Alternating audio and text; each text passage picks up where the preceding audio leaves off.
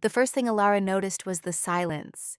Not the peaceful kind, the suffocating kind, the kind that settles into the corners of a house and watches, the kind that doesn't just mean quiet, but the absence of something that should be there. Like voices, laughter, life. Ashwood Lane had never been on any map she remembered. It was tucked away beyond an old forest road, almost like it had been deliberately forgotten. The gravel crunched beneath her tires as she pulled into the long curved driveway, and the house emerged from behind the trees like a memory that hadn't quite faded. 3 stories, weathered brick and rotting shutters, ivy climbing up one side like fingers clawing for a way in. It had once been beautiful, maybe. Her grandmother had lived here alone for over 40 years.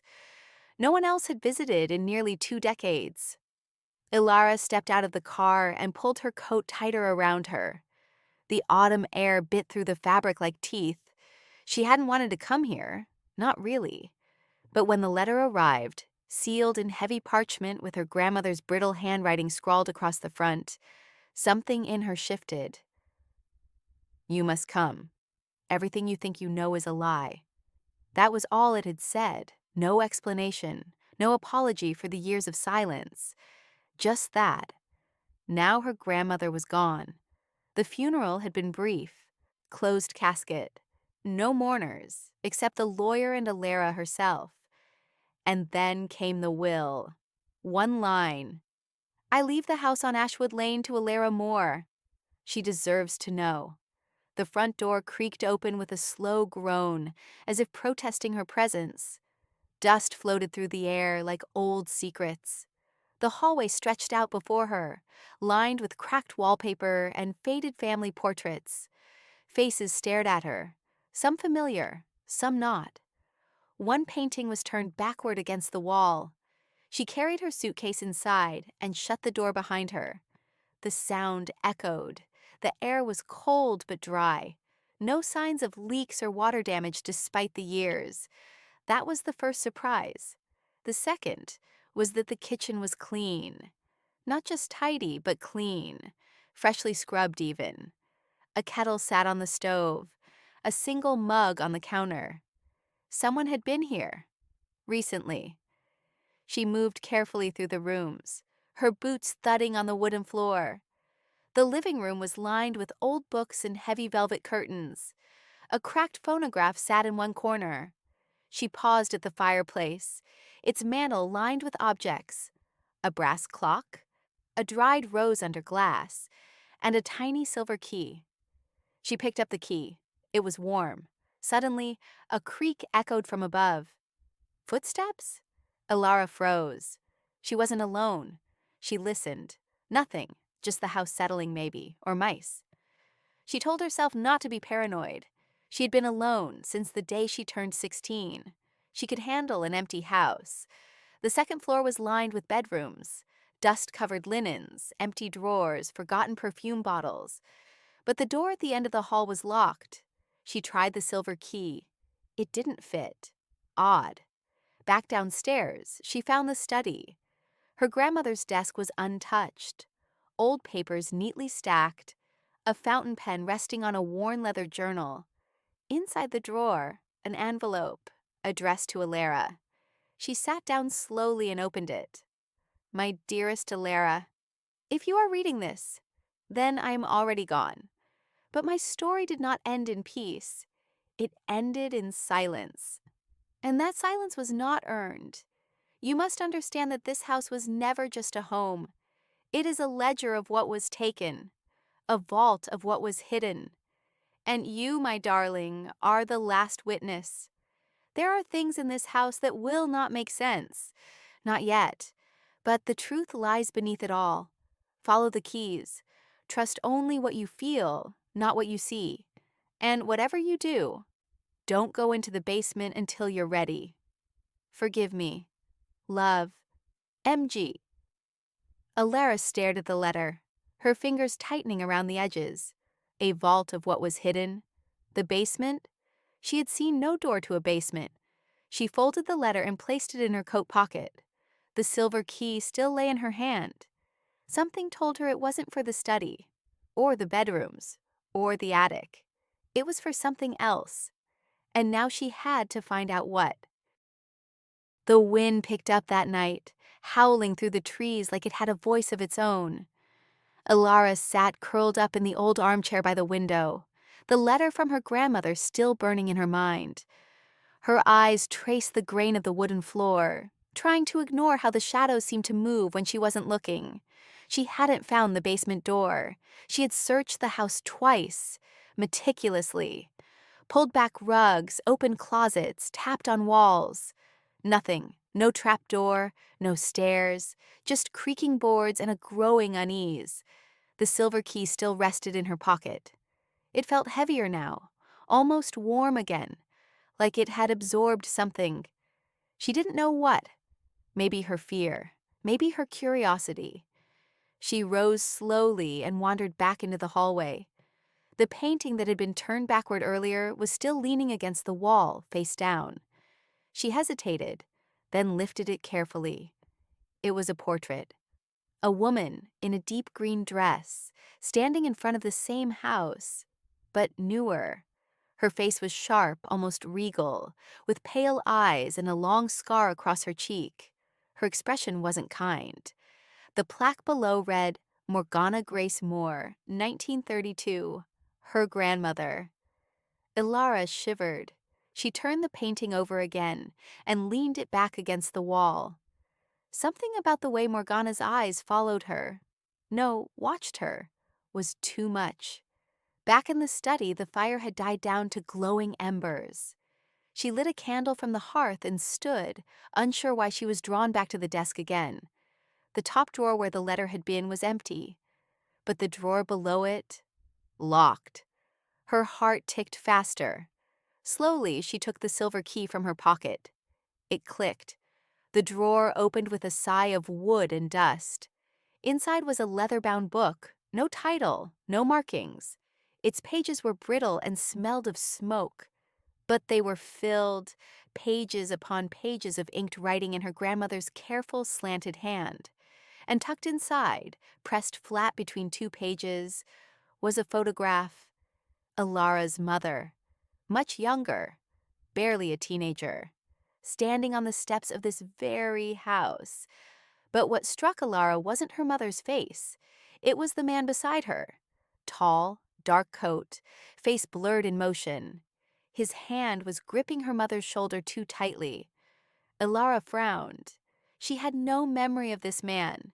Her mother had rarely spoken about her childhood, said it was complicated. That was all. Flipping through the journal, a line caught her eye. I buried the truth where they buried her voice. Below that, cellar. Behind the red wall, there was a basement. The key wasn't for a door. It was for something in the basement. Elara's candle flickered. She turned sharply. Nothing behind her. But something had changed in the air. The house felt aware. She stood up, gripping the journal tight, and walked toward the kitchen. Maybe she missed something. A door behind the pantry? A latch under the stove? She crouched to look under the sink and froze. The floorboard beneath the cabinets was slightly raised. Just one plank, barely a centimeter. But it was enough.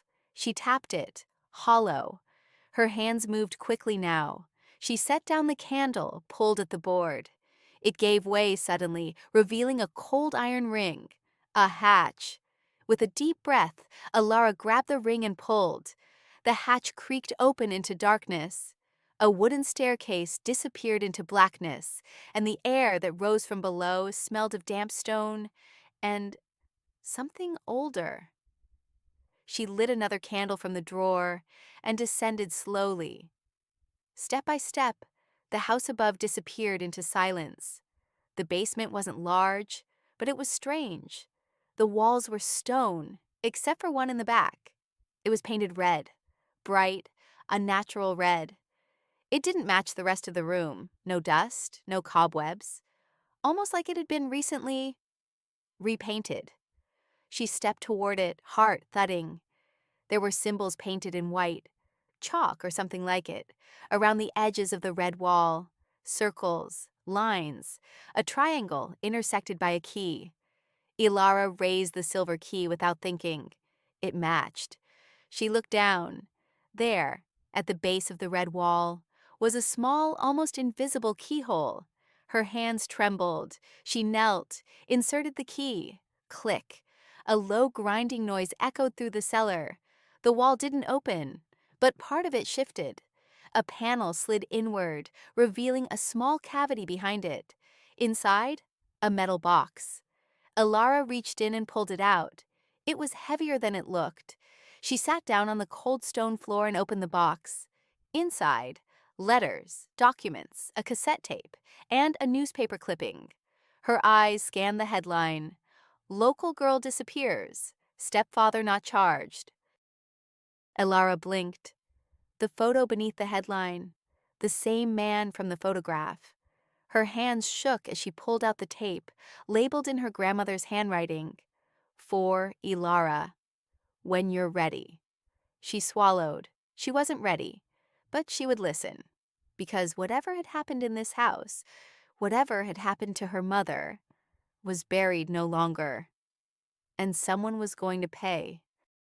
Elara sat on the cold stone floor, the tape clutched in her hand, like it might vanish if she let go. Dust floated in the beam of her candle, and the silence of the basement pressed against her ears like a warning. There was no cassette player in the study. She hadn't seen one in the living room either, but she remembered something now. Faint, distant. As a child, she had visited this house once, just once. She couldn't have been more than 5. Her mother hadn't wanted to come, but Morgana had insisted. And Elara remembered a small player on the top shelf of the hallway cabinet. Black plastic, buttons with faded lettering. She left the basement quickly, closing the hatch behind her and dragging the rug back into place. It didn't feel safe to leave it exposed. Not now. In the hallway, she found the cabinet, dusty and full of forgotten objects, lace gloves, a broken lamp, a jar of buttons. But there, at the very back, was the cassette player, old and battered, but intact. She inserted the tape with a trembling hand and pressed play.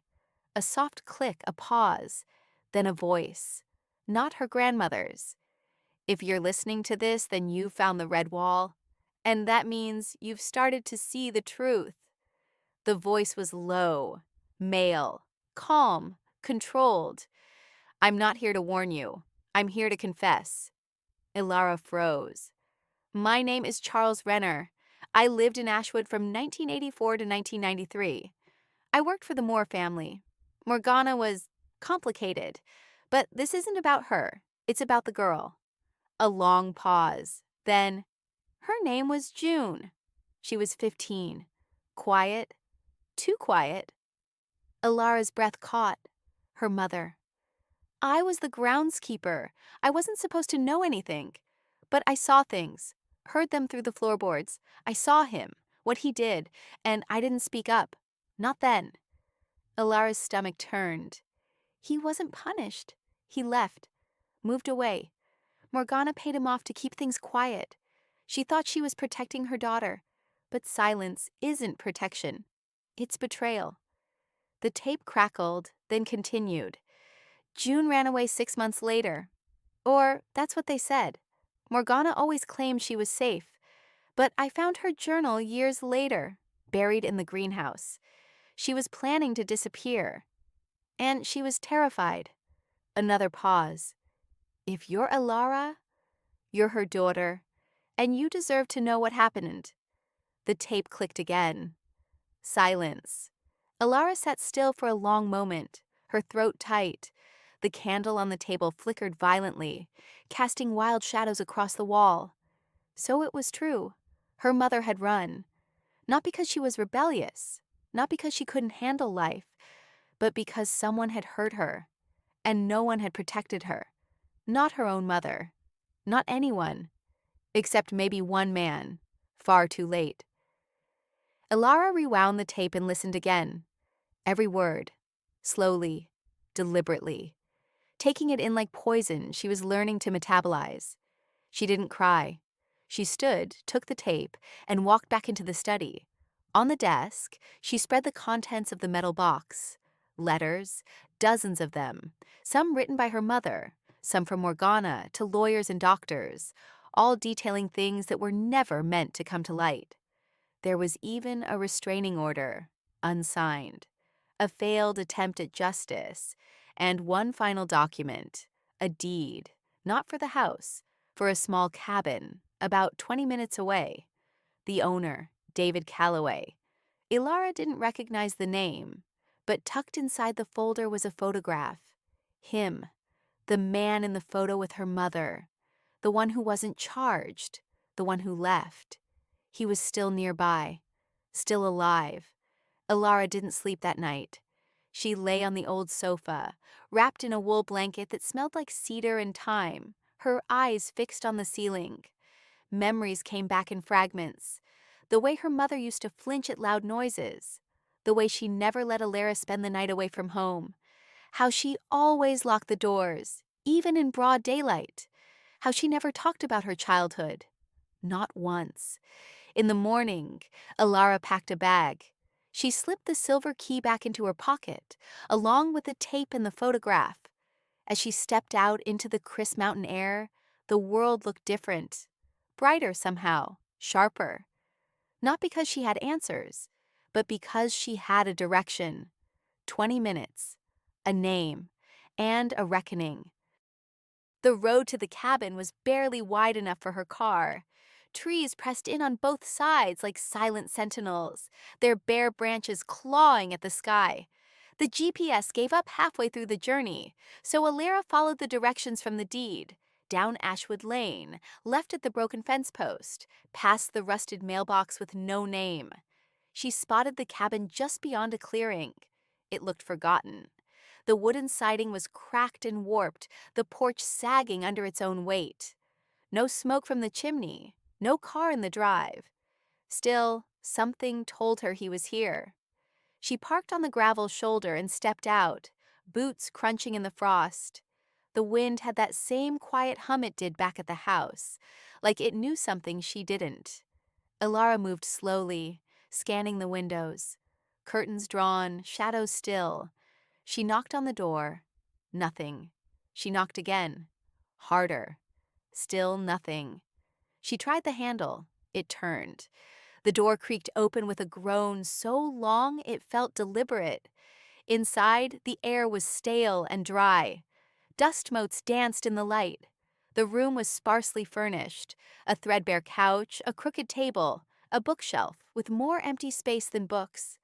And on the wall, a photo. Him. Older now. But it was him. David Calloway. The monster. Elara's breath caught in her throat. She stepped inside, her heart hammering in her chest. Every instinct told her to run, but she'd come too far for that. She moved carefully, checking each room. No sign of anyone. In the bedroom, the bed was made. Neatly. Too neatly. On the dresser, a razor and toothbrush lay aligned, as if awaiting inspection. In the corner, a suitcase, half packed. He was planning to leave. She sat on the edge of the bed, trying to steady her hands. Her eyes landed on a thick envelope sticking out from under the pillow. She pulled it free. Inside, money, passports, documents. One of them had her grandmother's name on it. A notarized settlement, $25,000 paid to David Calloway, in exchange for silence. Her stomach turned. She turned over the last paper, an old court record, dismissed, lack of evidence, minor unwilling to testify, and scrawled across the bottom in her grandmother's handwriting, "There will be consequences if he speaks again." Elara's fingers gripped the edge of the paper so tightly it tore. Her grandmother had silenced him, not to protect June, but to protect herself. The family name, the illusion of legacy. The silence hadn't been fear. It had been control. Suddenly, a creak came from the hallway. Elara froze. Footsteps. She turned. There he stood, gray hair, heavy-set, a slow, almost tired expression on his face. David Calloway, his eyes locked on hers. For a moment, neither of them spoke. Then, quietly, he said, "You look just like her." Elara's jaw clenched. June Moore was my mother. Silence. He exhaled through his nose and stepped further into the room, eyes never leaving hers. "I figured this day would come," he said. "Always wondered if you'd come asking questions." "I'm not here to ask." He chuckled, a soft, bitter sound. "Then what? You come to kill me?" "No," she said. "You're going to do something much worse." His brow furrowed.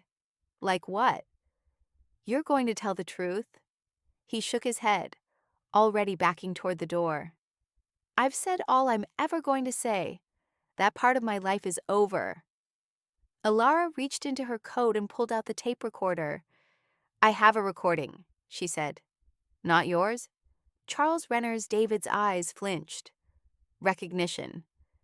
"You remember him?" He didn't answer.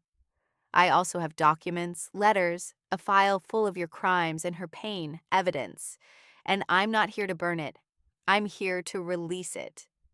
"You wouldn't dare." "I already have." That was a lie, but he didn't know that. He went pale. "If you leave," she said coldly, "you disappear quietly. You sign a confession. You name what you did, who paid you, who let it happen. And if you don't, every piece of evidence goes public. The press, the police, the town you've been hiding in." He didn't move. Elara stepped forward. "I don't want revenge," she said. "I want an ending, the kind my mother never got."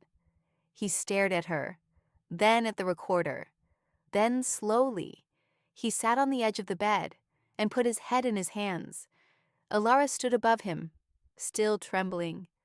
But not from fear, from the weight of justice. Even quiet justice has teeth. David Calloway sat hunched over the warped desk in the cabin, pen in hand, the confession sheet laid out before him. His breathing was slow and uneven. Elara stood behind him, arms crossed, eyes fixed on the back of his neck. He had aged, but his presence still radiated something toxic, an echo of power once abused.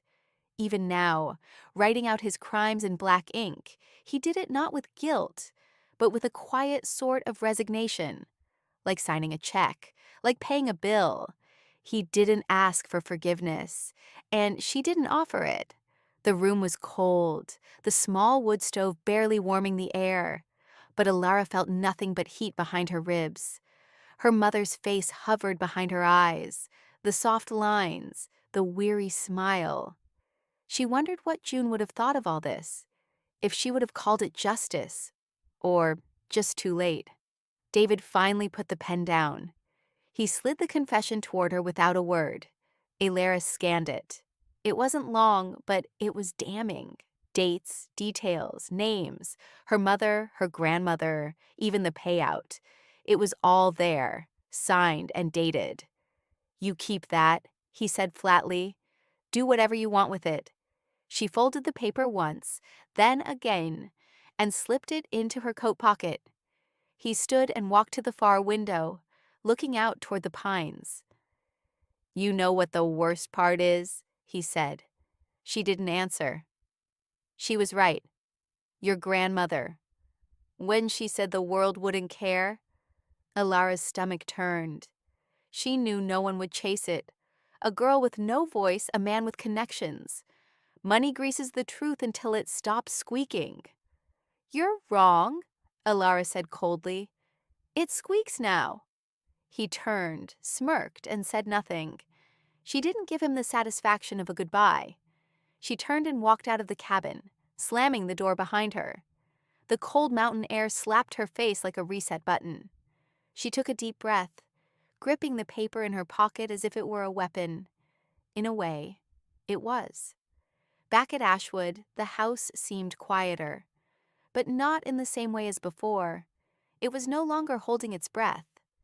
Elara lit a fire in the living room, set the confession on the coffee table, and stared at it for a long time. The edges curled slightly in the heat. She thought about calling someone, the police, a reporter, But instead, she pulled out her phone and opened her notes app. Title: June's Story. She began to write. Not an article, not a report, a story. The story no one else would tell. Not about what he did, but about what her mother survived. She wrote late into the night, the fire slowly burning down to embers. Around 3 a.m., she stopped, walked into the kitchen, and made a cup of tea. Her grandmother's brand still in the cupboard, faintly floral. She didn't trust the taste, but she drank it anyway.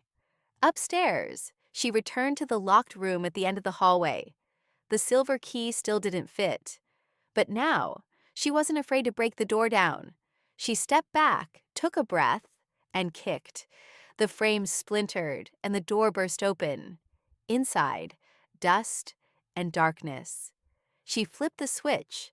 The bulb flickered, then lit. The room was bare, except for a single chair in the center and a small box resting on it. She approached slowly. Inside the box, a bundle of letters.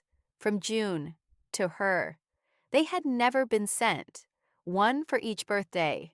The first one read, "Elara, my beautiful girl.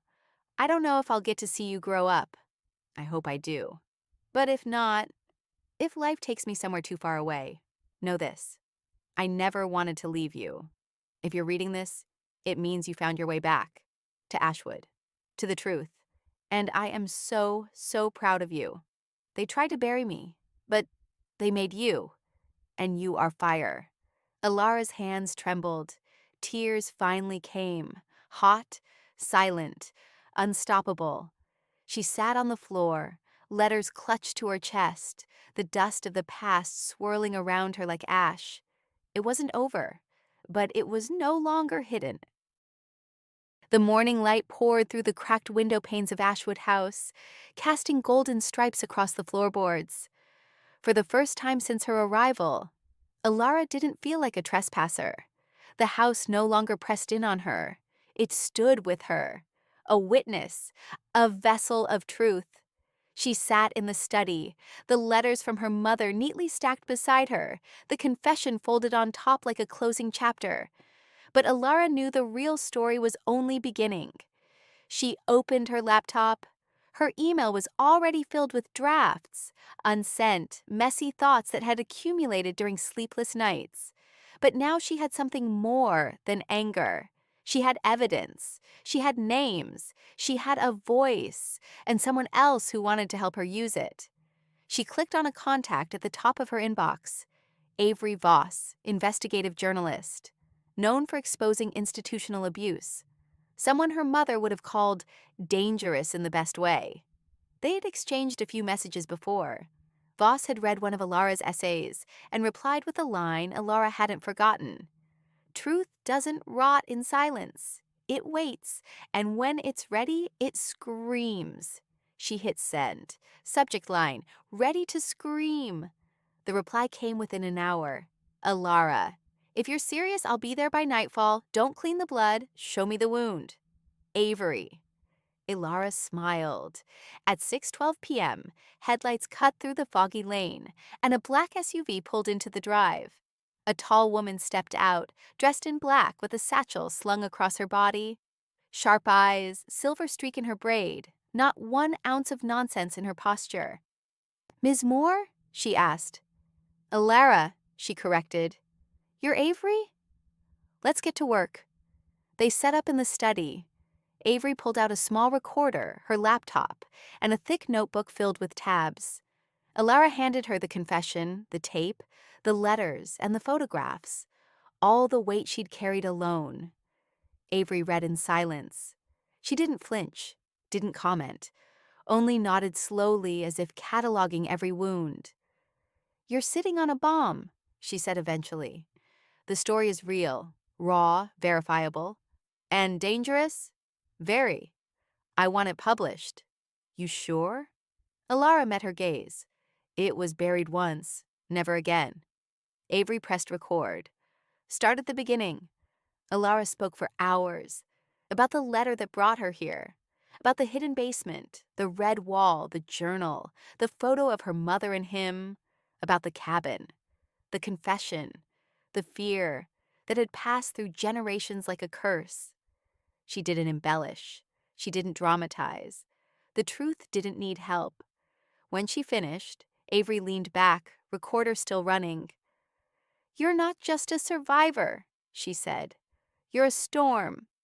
"I don't want revenge," Elara said. "I want exposure." "Same thing, different packaging." A pause. "Do you want to be named?" "Yes." Avery's eyebrow lifted. "That's rare." "So is someone like my mother." They packed up around midnight. Avery left with copies of everything, secured, encrypted, and backed up in triplicate. "I'll keep you updated," she promised. "But when it breaks, it'll be loud." "Good," Elara said. "Let them hear it." After she left, Elara stood outside under the cold sky. Stars blinked above the tree line, quiet and indifferent. The house loomed behind her, no longer just a place, but a character in the story. Complicit, haunted, transformed. She lit a match and held it to the last of her grandmother's letters. It burned quickly, curling black in her palm before she let it go, the ash drifting into the night like lost apologies. The silence didn't scare her anymore. She had filled it. The article dropped 3 weeks later. Front page, national syndication, headline in bold, "The House on Ashwood Lane. A Family's Silence, a Daughter's Reckoning." It spread like fire. Within hours, it trended on every major platform. Podcasts picked it up, Reddit exploded, hashtags flooded the timeline. Number Justice for June, number Ashwood Files, number Elara Speaks. David Calloway was found 2 states away, trying to cross the border. He didn't get far. The confession was admissible. The letters were authenticated. And then came the civil suits. One after another. Old names surfaced, forgotten victims. The cracks widened until the whole rotten structure collapsed. But Elara stayed quiet. She didn't give interviews. She didn't appear on talk shows. Her words had already been written. She didn't need to say more. Instead, she returned to Ashwood House. Not because she missed it, but because something still called to her. She stood once again in the red-walled cellar. It was cleaner now. No more dust, no more fear, just space. She had decided not to sell the house, not yet, not until she understood it. There was one last thing she hadn't opened. A locked tin box she'd found behind a loose brick under the hearth. No key had fit, until now. The brass key had arrived by post, anonymously, with no note, just a return address that matched one of Morgana's old correspondences. A lawyer, long retired. Elara wasn't surprised. Her grandmother had always controlled the final act. She knelt and turned the key. The lid creaked open. Inside, a single photograph in a folded sheet of paper. The photo was of June, pregnant, smiling, and beside her, Morgana, also smiling. Elara blinked. The moment seemed impossible. And then she read the letter. "Elara, if you found this, then the storm has passed. I was never the woman I wanted to be. I thought control was protection. I thought silence was strength. But you were always meant to be the voice. Your mother didn't run, she escaped. I made it possible, but I also made it unbearable. I took her child, you, from the world she needed, because I believed I could raise you better. She agreed at first, then she broke. You were my second chance, my secret redemption, and now, my judge. Whatever you choose to do with this house, this name, this legacy, it's yours now. You are free." Monsieur Elara folded the letter and looked at the photograph again. It didn't feel like forgiveness. It felt like truth. And that was enough. Spring came late to Ashwood. When it did, Elara painted the shutters white and opened every window. She tore down the curtains, burned the wallpaper, and planted a garden where the greenhouse used to be. She didn't fix the cracks in the walls. She let them breathe. Neighbors came by, curious and quiet. Some left pies on the porch. One woman handed her a note without saying a word. It simply read, "Thank you for naming what we couldn't." Elara pinned it to the study wall. She turned the red room into a library, lined the walls with shelves, placed her mother's letters at the center in a glass case, a shrine not to death, but to resistance. On the 1-year anniversary of the article, Elara published a book, The House on Ashwood Lane by Elara Moore. It wasn't just her story. It was her mother's, her grandmother's, all the silenced ones. It became a bestseller.